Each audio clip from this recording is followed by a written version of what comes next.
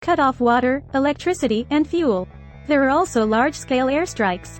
Now only ground attack is missing. The Israelis' large-scale retaliatory operation has begun. According to Netanyahu's statement, it is to completely eradicate Hamas militants. And the Gaza Strip they control poses a threat to Israel. The actions currently taken by the Israeli government. There are several aspects to it. The first, airstrike. This is also the Israeli military. The tactics used to deal with Palestinians in the past. From last night, the 9th, to early morning today, the 10th. The Israeli military for one night just bombed over 200 targets in the Gaza Strip.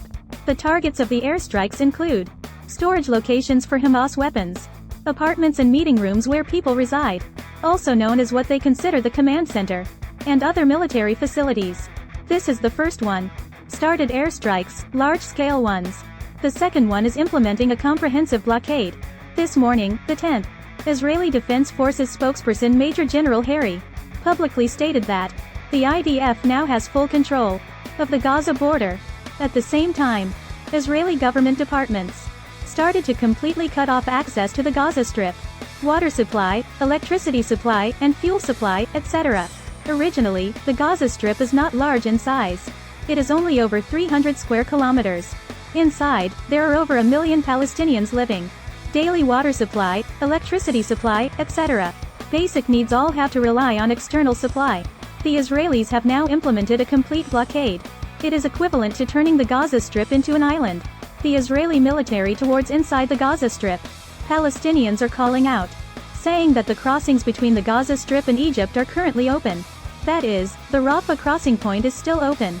It is advised that Palestinian civilians leave Gaza quickly. The Israelis' extreme blockade measures. The purpose is very clear. It is to drive the Palestinians away from Gaza. This not only facilitates the Israeli military.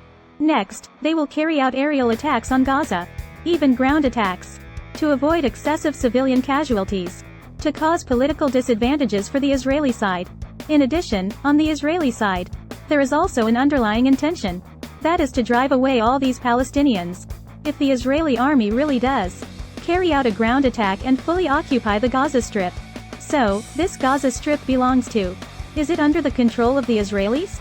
This is just like in recent years, Israel's actions towards the Palestinian territories. The method of gradual encroachment is exactly the same. This is what the Israelis are currently doing. The second method is a complete blockade. The third is a ground attack. This hasn't started yet. Whether it will be implemented next, and how big will the scale and intensity of the implementation be? It is still uncertain at the moment. But the Israelis have clearly prepared.